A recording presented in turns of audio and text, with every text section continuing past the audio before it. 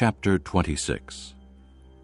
When Jesus had finished saying all these things, he said to his disciples, "As you know, the Passover is 2 days away, and the Son of Man will be handed over to be crucified."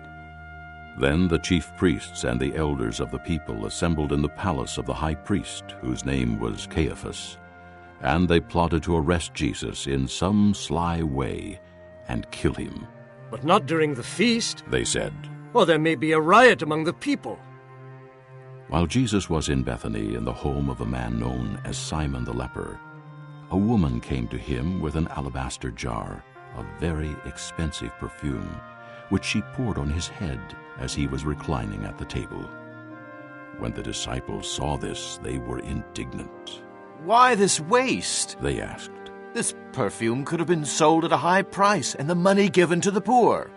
Aware of this, Jesus said to them, "Why are you bothering this woman? She has done a beautiful thing to me. The poor you will always have with you, but you will not always have me. When she poured this perfume on my body, she did it to prepare me for burial. I tell you the truth.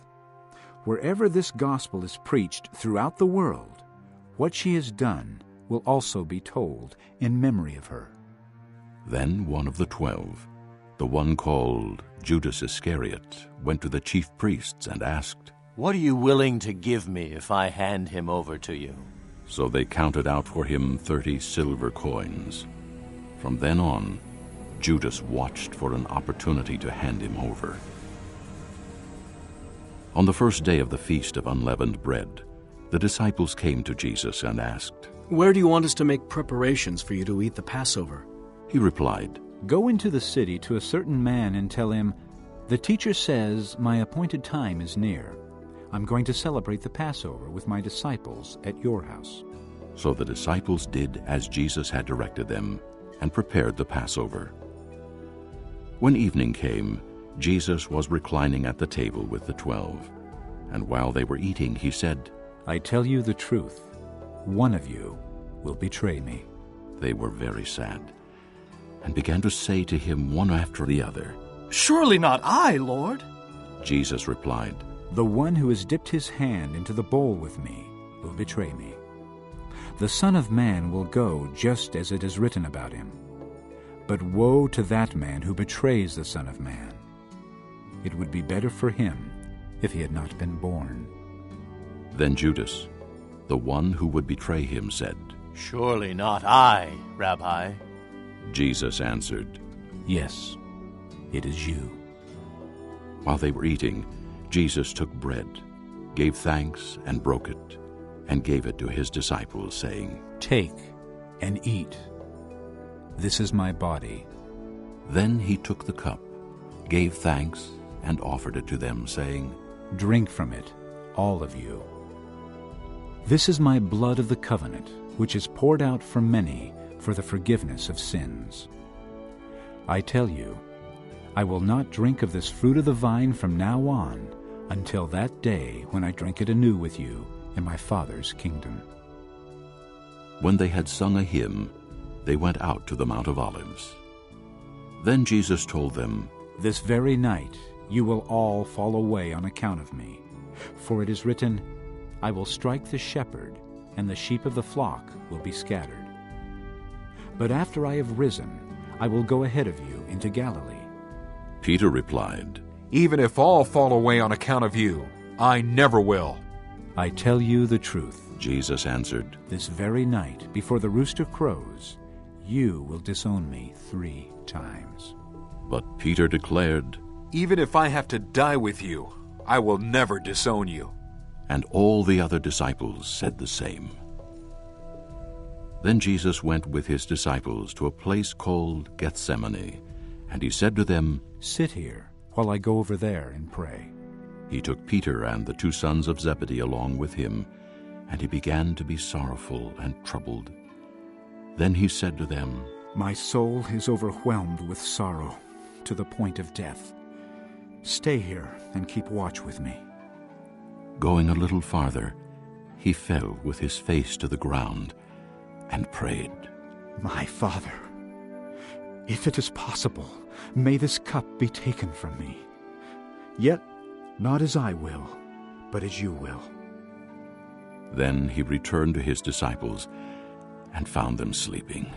"Could you men not keep watch with me for 1 hour? He asked Peter, Watch and pray so that you will not fall into temptation. The spirit is willing, but the body is weak."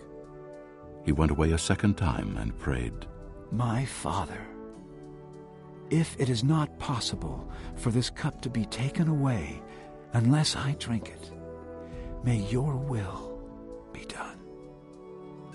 When he came back, he again found them sleeping, because their eyes were heavy.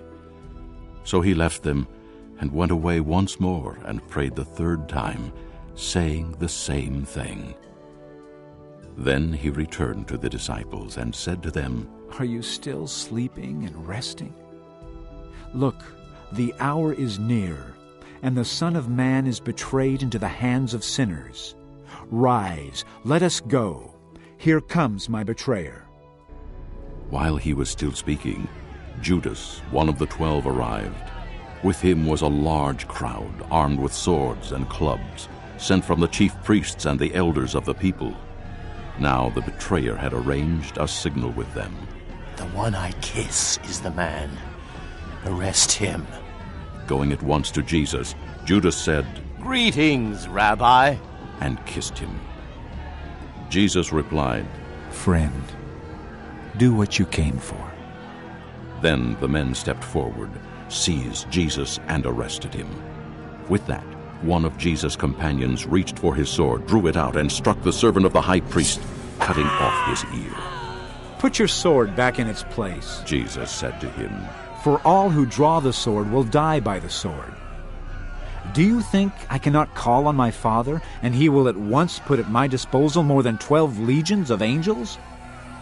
But how then would the Scriptures be fulfilled that say it must happen in this way?" At that time, Jesus said to the crowd, Am I leading a rebellion that you have come out with swords and clubs to capture me? Every day I sat in the temple courts teaching, and you did not arrest me. But this has all taken place that the writings of the prophets might be fulfilled. Then all the disciples deserted him and fled. Those who had arrested Jesus took him to Caiaphas the high priest, where the teachers of the law and the elders had assembled. But Peter followed him at a distance, right up to the courtyard of the high priest. He entered and sat down with the guards to see the outcome. The chief priests and the whole Sanhedrin were looking for false evidence against Jesus, so that they could put him to death. But they did not find any, though many false witnesses came forward.